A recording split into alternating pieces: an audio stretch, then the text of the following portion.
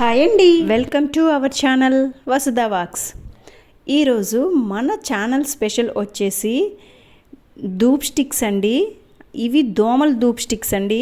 మనం ఇంట్లో చాలా దోమలండి ఆల్అవుట్లు పెట్టి బ్యాట్లు కొని అసలు విసిగిపోయి ఉంటామండి.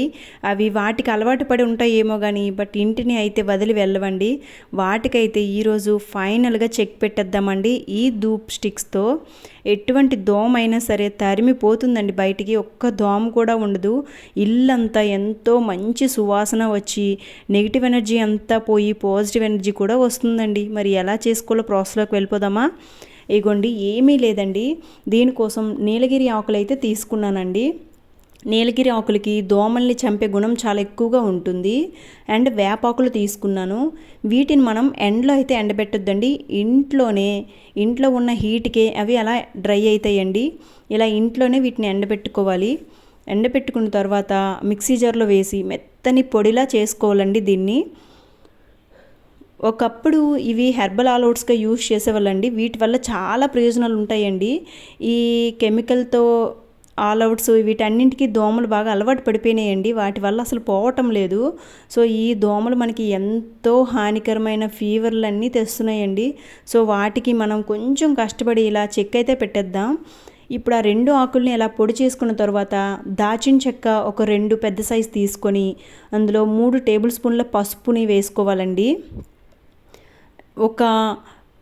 ఇప్పుడు మనం ప్రసాదాలు చేసుకునేటప్పుడు వేస్తాం కదండి పట్టికి, అది వేసుకోవాలండి. ఒక కర్పూరపు ముద్దండి.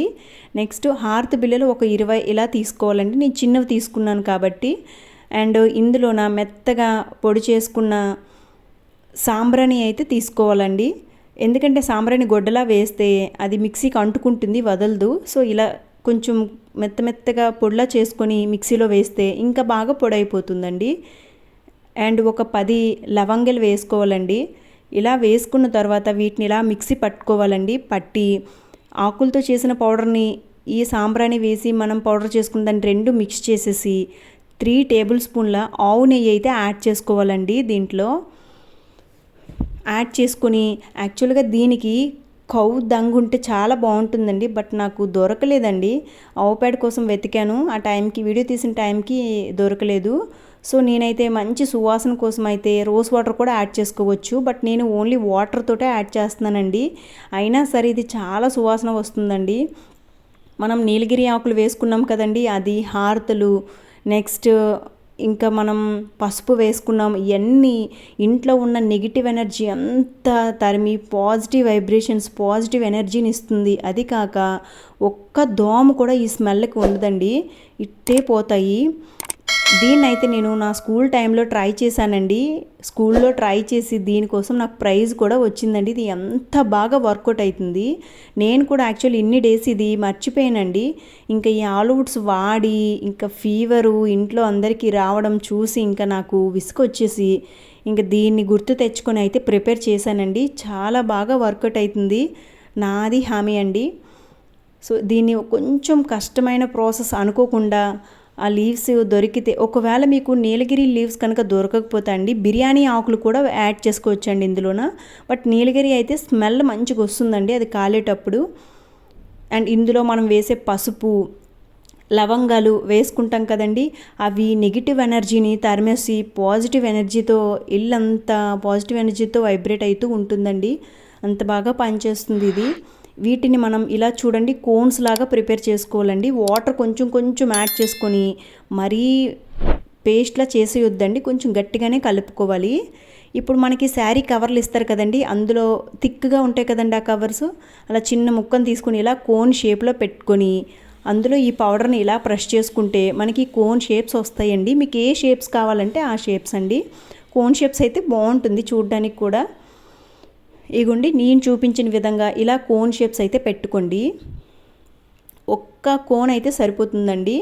మనకైతే ఎక్కడ దోమలు ఎక్కువగా వస్తాయండి, ఎంట్రన్స్ డోర్ దగ్గర, విండోస్ దగ్గరే కదండి చాలా ఎక్కువగా వస్తుంది. ఆ ప్లేస్లో మనం ఇది పెట్టామంటే ఒక్క దోమ కూడా లోపలికి అసలు ఎలా ఉండదండి. 6-6:30 ఆ టైం ఇప్పుడు పెట్టేస్తే సరిపోతుందండి. దోమల నుంచి పూర్తిగా ఉపశమనం అయితే పొందొచ్చండి వీటితో. ఇగోండి, ఇలా చేసుకున్న వీటిని ఒక హాఫ్ డే అయితే ఎండలో పెడితే డ్రై అయిపోతాయండి. లేదు ఎండలో పెట్టొద్దు ఇంకా స్మెల్ అంతా అలాగే ఉండాలి అనుకుంటే ఇంట్లోనే ఉంచేయాలి. 2 డేస్ పడుతుందండి డ్రై అవ్వడానికి. ఇగోండి నేనైతే ఎండలో పెట్టాను, డ్రై అయిపోయి కదండి. ఇప్పుడు వీటిని తీసుకొని ఇగోండి ఇలా స్టవ్ పైన కాల్చుకొని ఇంకా పెట్టామంటే ఇల్లంతా సువాసనతో నిండిపోతుందండి. మనం ఇందులో సాంబ్రాణి వేసాం కదా, ఆ స్మెల్ అయితే ఇల్లంతా భలే ఉంటుందండి. ఈవినింగ్ టైం ఇలా చేస్తే మనకు కూడా ఇల్లంతా ప్రశాంతంగా అనిపిస్తుందండి. సో మీరు కూడా ట్రై చేసి దోమల్ని తరిమి కొట్టి హెర్బల్ ఆల్ అవుట్ని నచ్చుతారనే అనుకుంటున్నాను. వీడియో నచ్చితే లైక్ చేయండి. ఇలాంటి మరిన్ని వీడియోస్తో మళ్ళా కలుద్దాం. Thanks for watching. Thank you. Bye bye.